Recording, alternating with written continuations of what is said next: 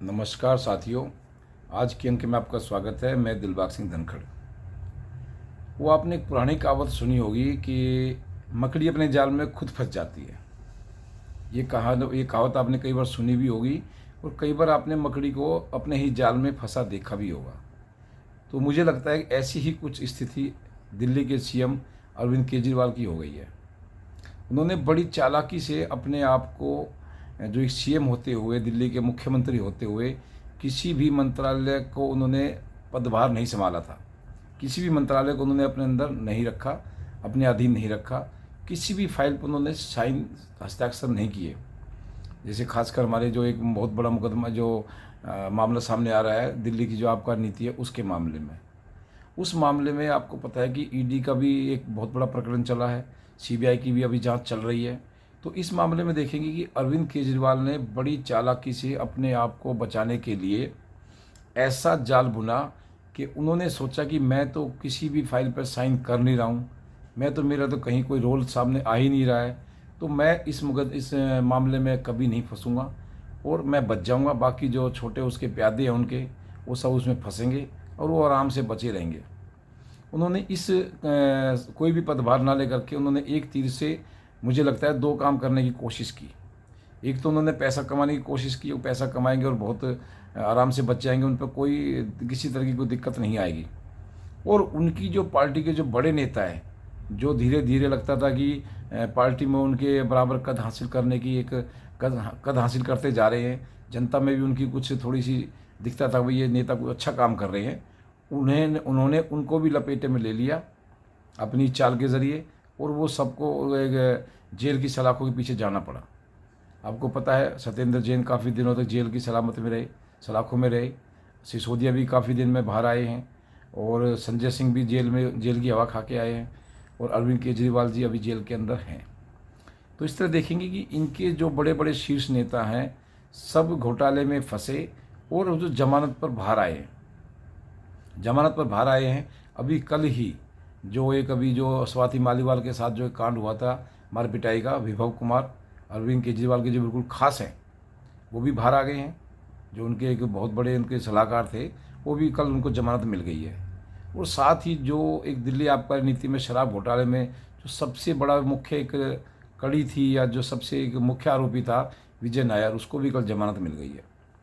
तो इस तरह से आप देखेंगे कि दिल्ली में जितने भी आम आदमी पार्टी से संबंधित जितने भी उनके नेता थे या कार्यकर्ता थे या जो भी उनके कॉन्टेक्ट में थे, वो सभी बाहर आ गए हैं।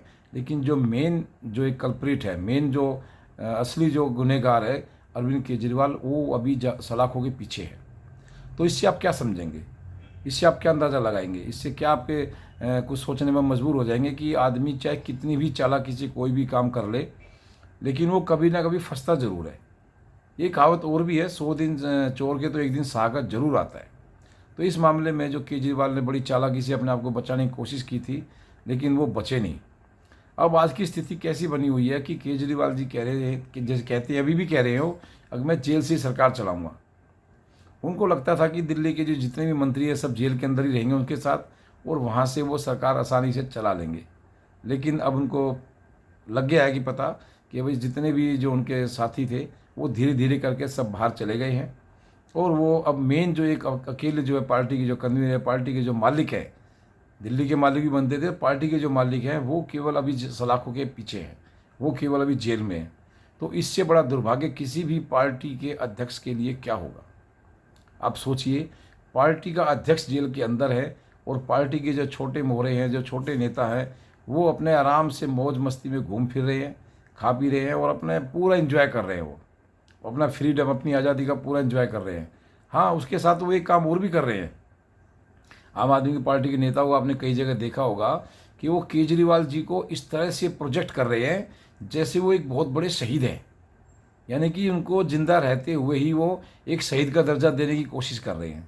यानी कि अरविंद केजरीवाल का फोटो लगा करके बाकी जितने भी छोटे नेता हैं उनके, वो अपनी राजनीति चमकाने में पूरी तरह से कोशिश कर रहे हैं, पूरी कोशिश कर रहे हैं। और अरविंद केजरीवाल को जीते जी यानी कि जिंदा रहते हुए ही एक शहीद का दर्जा उन्होंने दे दिया है। अब इससे क्या अंदाज़ा लगेगा आपको, इससे अंदाज़ा सिर्फ यही लगेगा कि आम आदमी पार्टी की जो नीति और नीयत में बहुत ज़्यादा फ़र्क है। उनके जो वादे थे, उन्होंने जो जिस मुद्दे पर वो जनता के बीच में आए थे, सरकार बनाई थी, वो सब वादे भी उनके आराम आराम से बिल्कुल छू हो गए हैं। कोई भी वादा, कोई भी ऐसा सिस्टम उनके अब नहीं बचा है। अभी आपने देखा होगा कि आम आदमी पार्टी ने लोकसभा में कांग्रेस के साथ गठबंधन किया था। जिस पार्टी से लड़ कर के वो आए, उन्होंने उसी पार्टी के खिलाफ वो चले और उसी पार्टी से गठबंधन कर लिया। हालांकि उन्होंने दिल्ली का जो पहला असेंबली था, जो सरकार बनाई थी, उसमें भी किया था। लेकिन अभी पीछे वो बोल रहे थे कि हम किसी भी पार्टी के साथ खासकर कांग्रेस के साथ गठबंधन नहीं करेंगे। लेकिन अभी कल परसों से फिर एक चर्चा चालू हो गई है कि कांग्रेस के साथ वो गठबंधन करने को तैयार हैं, गठबंधन करने की वो तैयारी में लगी हुई है। अभी सीट शेयरिंग का फार्मूला भी उनका सेट नहीं हुआ है। तो इस तरह से आप देखेंगे कि सीबीआई ने जो एक सप्लीमेंट्री चार्जशीट कल फाइल की है, उसमें केजरीवाल का नाम तो है ही है, उनको वारंट भी किया है, और उसके साथ ही जो दुर्गेश पाठक है उसको भी 11 तारीख के लिए समन किया है, 11 सितंबर के लिए समन किया है, और भी कई नेताओं के उसमें नाम है।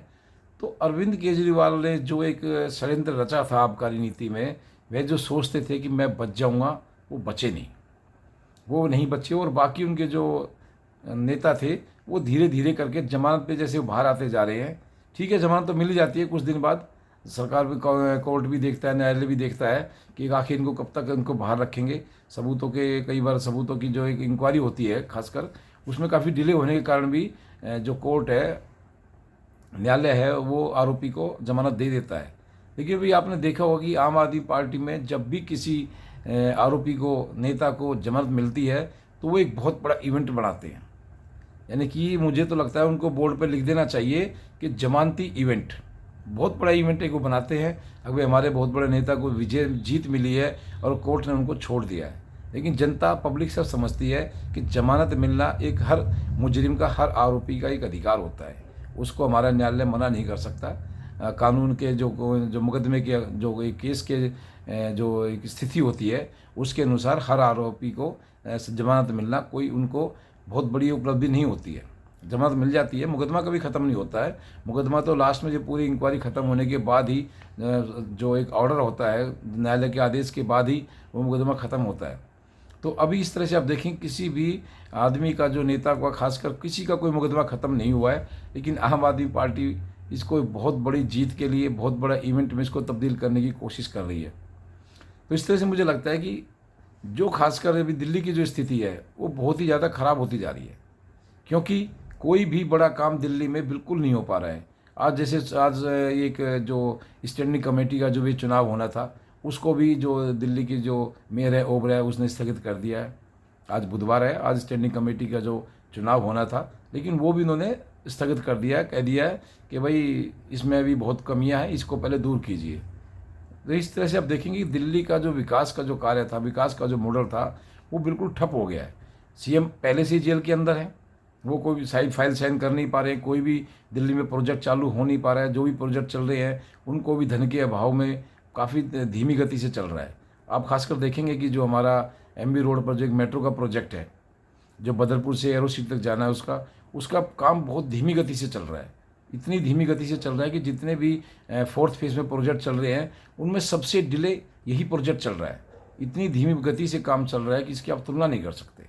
साथ ही एमसीडी के भी कोई बड़े कार्य नहीं हो पा रहे हैं, क्योंकि वहाँ स्टैंडिंग कमेटी नहीं है। स्टैंडिंग कमेटी जब तक एमसीडी में नहीं बनती है, कोई भी प्रोजेक्ट, यानी कि 5 करोड़ से ऊपर का कोई भी काम एमसीडी के जरिए नहीं किया जा सकता। इस तरह से आप देखेंगे कि आम आदमी पार्टी का जो कार्यशैली है, उसने दिल्ली को बिल्कुल बर्बाद कर दिया है। और ख़ासकर मेन जो इसमें कल्प्रिट है, मैं अरविंद केजरीवाल को ही मानता हूँ। अगर उनको सज़ा हो गई है या जेल में चले गए हैं, तो उनको सीएम पद छोड़ देना चाहिए। किसी अपने अच्छे भरोसेमंद विधायक को, किसी भी कर्मचारी, किसी भी नेता को उनको वो सीएम पद देना चाहिए, जिससे कि दिल्ली का जो कार्य व्यवस्था है, जो एक प्रशासनिक व्यवस्था है, संवैधानिक व्यवस्था है, उस पर कोई असर ना पड़े और दिल्ली का कार्य सुचारू रूप से चलता रहे। तो इसलिए आप देखेंगे कि केजरीवाल की चालाकी की वजह से ही दिल्ली का जो एक विकास है बिल्कुल ठप हो गया है। लेकिन उनको भी उसकी सज़ा मिल रही है। ये सज़ा कम नहीं होती है कि उनके सारे साथी, सारे नेता बाहर हों और केवल केजरीवाल ही जेल के अंदर हों। तो आज के इस वीडियो में इतना ही। आप इस वीडियो को लाइक, शेयर, सब्सक्राइब करें। आपका बहुत बहुत धन्यवाद।